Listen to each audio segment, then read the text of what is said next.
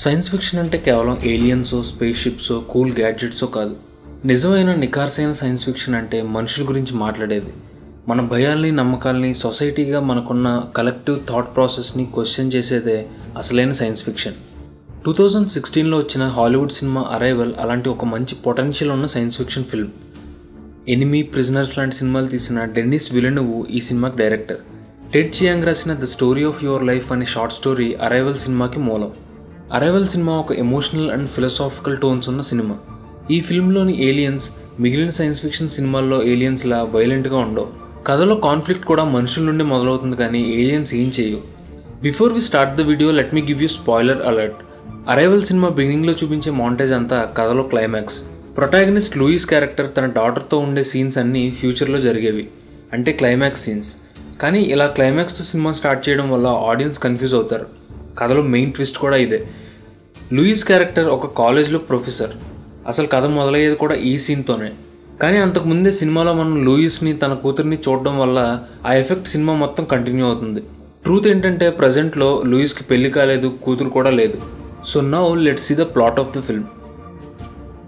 Arrival సినిమాలో major theme language. ఈ భూమి మీద 12 వేరు చోట్ల ఏలియన్స్ వస్తాయి. అసలు ఈ ఏలియన్స్ ఎక్కడి నుంచి వచ్చాయి, వీటి పర్పస్ ఏంటి అనేది కనుక్కోవడమే సినిమా కథ. దీనికోసం యుఎస్ మిలిటరీ వాళ్ళు లూయిస్ని రిక్రూట్ చేసుకుంటారు. లూయిస్ లింగ్విస్టిక్స్లో ప్రొఫెసర్. ఏదైనా కొత్త భాషను రీసెర్చ్ చేసి డీకోడ్ చేయగలదు. లూయిస్తో పాటే ఇయాన్ అనే సైంటిస్ట్ని కూడా టీంలోకి తీసుకుంటారు.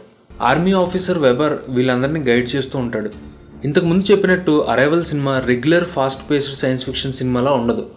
ఇది ఒక స్లో పాయిజన్ లాంటిది. కథలోకి వెళ్ళే కొద్దీ పాత్రలతో పాటు మనం కూడా హ్యుమానిటీ గురించి, మనుషుల మధ్య కమ్యూనికేషన్ గురించి ఆలోచిస్తాం. ఈ ఏలియన్స్ చేసే సౌండ్స్ ఏంటో ఎవరికీ అర్థం కాదు. జనరల్గా ఏ లాంగ్వేజ్ అయినా మాట్లాడేటప్పుడు సౌండ్తో, రాసేటప్పుడు షేప్స్తో ఐడెంటిఫై చేయగలుగుతాం. కాబట్టి ఏలియన్స్ పర్పస్ తెలుసుకోవడానికి లూయిస్ అండ్ టీమ్ ఏలియన్స్ ఉన్న స్పేస్ షిప్లోకి వెళ్తారు.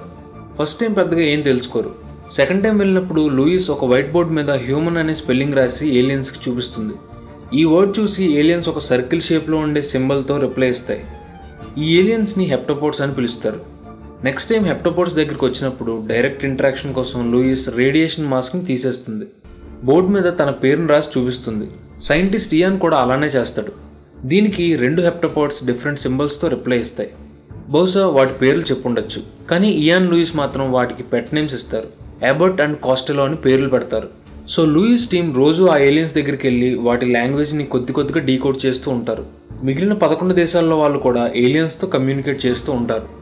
ఒక మీటింగ్లో ఏలియన్స్ చూపించిన సింబల్ హ్యూమన్ లాంగ్వేజ్లో యూజ్ వెపన్ అని ట్రాన్స్లేట్ అవుతుంది. దీంతో అందరూ ప్యానిక్ అవుతారు. ఈ హెప్టోపోడ్స్ మనుషులతో యుద్ధం చేయడానికే భూమి మీదకి వచ్చాయని చెప్పి కొన్ని చోట్ల గొడవలు కూడా జరుగుతాయి. దీనివల్ల గవర్నమెంట్ నుండి ఆర్మీకి ప్రెషర్ స్టార్ట్ అవుతుంది. ఇంకో పక్క చైనా ఏలియన్స్ని నాశనం చేయడానికి డిసైడ్ అవుతుంది. యుఎస్తో కమ్యూనికేషన్ క్లోజ్ చేసేస్తుంది.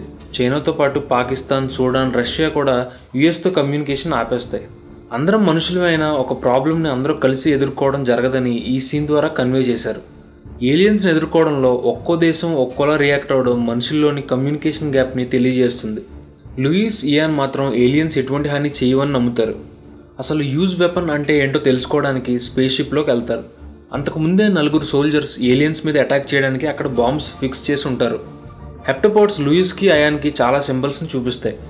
బాంబ్ బ్లాస్ట్ అయ్యే ముందు ఇయాన్ని, లూయిస్ని బయటికి నెట్టేసి వాళ్ళిద్దరిని కాపాడతాయి. ఈ బ్లాస్ట్లో ఒక హెప్టోపోడ్ కూడా చనిపోతుంది. ఇక్కడ ఇంకో ఇంపార్టెంట్ పాయింట్ ఏంటంటే ఏలియన్స్తో కమ్యూనికేషన్ స్టార్ట్ చేసినప్పటి నుండి లూయిస్కి డ్రీమ్స్ వస్తూ ఉంటాయి. ఫస్ట్ సీన్లో లూయిస్ డాటర్ని చూపించడం వల్ల ఈ డ్రీమ్స్ అన్ని పాస్ట్ మెమరీస్ అనుకుంటాం. కానీ అప్పటికి లూయిస్కి హస్బెండ్ లేదు, కూతురు కూడా పుట్టలేదు. ఈ ఫ్లాష్ డ్రీమ్స్ అన్ని ఫ్యూచర్లో జరిగేవి. ఇదంతా మనకు క్లైమాక్స్లో అర్థమవుతుంది. లూయిస్ ఏలియన్ లాంగ్వేజ్ని స్టడీ చేయడం, అర్థం చేసుకోవడం మొదలుపెట్టాక ఆ లాంగ్వేజ్ తన మైండ్ని రీవైర్ చేస్తుంది. సింపుల్గా చెప్పాలంటే లూయిస్ మైండ్ కూడా ఏలియన్స్ లానే ఆలోచిస్తుంది. మనం మాట్లాడే భాష మన థాట్స్ని ప్రభావితం చేస్తుంది అనేది సైంటిఫిక్గా ప్రూవ్ అయింది. అదే ఈ సినిమాలో కీ ఎలిమెంట్. ఇంకో ఇంపార్టెంట్ రివీలేషన్ ఏంటంటే ఏలియన్స్కి టైం అనేది నాన్ లీనియర్ ఎంటిటీ. మామూలుగా ఏ లాంగ్వేజ్ అయినా వర్డ్స్తో ఫామ్ అవుతుంది.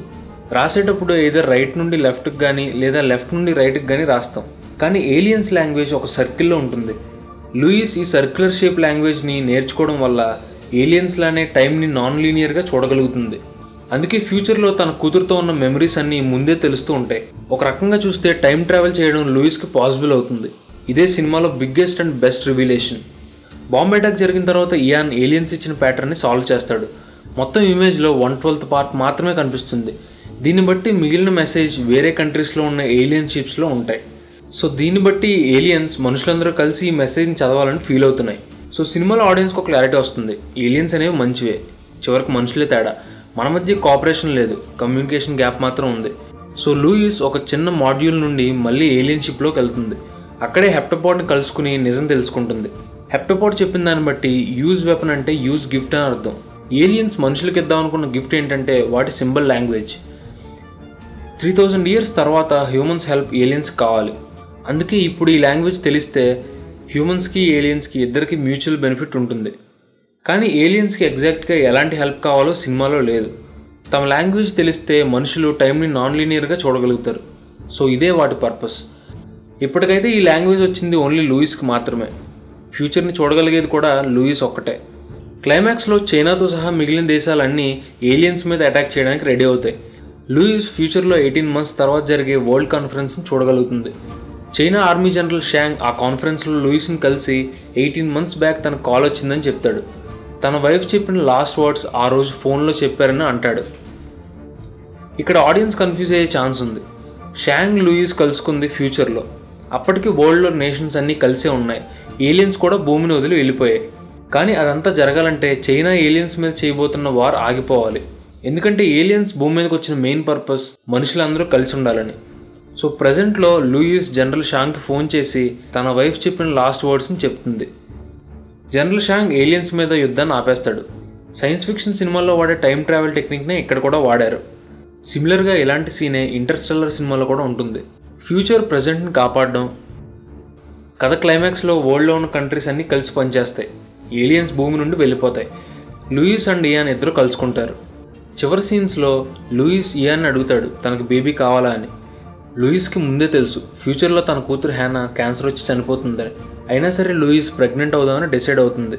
ఫ్యూచర్లో హ్యానా పెద్దదవుతుంది, క్యూర్ చేయలేని క్యాన్సర్ వల్ల చనిపోతుంది. ఇదంతా తెలిసి కూడా కూతుర్ని కన్నదన్న కోపంతో ఇయాన్ లూయిస్ని వదిలి వెళ్ళిపోతాడు. సినిమా ఎండ్ అయిపోతుంది. అసలు ఈ ఏలియన్స్ లాంగ్వేజ్ ఏంటి, ఈ షేప్స్ ఏంటి, లూయిస్ చాయిస్లో హిడెన్ మీనింగ్ ఏంటి? సైన్స్ ఫిక్షన్ సినిమా అయినా ఎక్కడ ఫైట్లు, బ్లాస్ట్లు, గ్యాడ్జెట్స్ లేకుండా ఒక హ్యూమన్ డ్రామాలా తీసిన అరైవల్ సినిమా ఫిలాసఫీ ఏంటి? అది తెలుసుకోవాలంటే let's see meaning and philosophy behind Arrival. Director Denis Villeneuve film లాంగ్వేజ్ని మాస్టర్ చేశారని చెప్పొచ్చు. ఆయన సినిమాలో డీప్ మీనింగ్ ఉంటుంది. చివరికి ఆడియన్స్కి ఎమోషనల్గా టేక్అవే ఉంటుంది. అరైవల్ సినిమాలో main theme language and communication. Political పర్స్పెక్టివ్లో చూస్తే ఈ ప్రపంచంలో అన్ని దేశాలు రిస్ట్రిక్షన్స్ ఏం లేకుండా మాట్లాడుకోవాలనే మెసేజ్ అరైవల్లో ఏలియన్స్ చెప్తాయి. ఏదైనా కొత్త లాంగ్వేజ్ నేర్చుకుంటే మన బ్రెయిన్ ఫంక్షనింగ్ ఆ లాంగ్వేజ్కి తగ్గట్టు మారుతుంది. దీన్నే లింగ్విస్టిక్ రిలేటివిటీ లేదా సాపిర్-వార్ఫ్ హైపోథిసిస్ అంటారు. హ్యూమన్స్కి టైం అనేది వన్ డైరెక్షనల్ ఎంటిటీ. సినిమాలో హెప్టపాడ్స్కి టైం అనేది non linear entity. Aliens language నేర్చుకోవడం వల్ల ఆ పవర్ లూయిస్ కూడా వస్తుంది. కానీ సినిమాలో లూయిస్కి ఫ్యూచర్ తెలిసినా సరే దేన్ని మార్చాలని ట్రై చేయదు. ఒకచోట ఇయాన్ అడుగుతుంది, If you could see your whole life from start to finish, would you change things?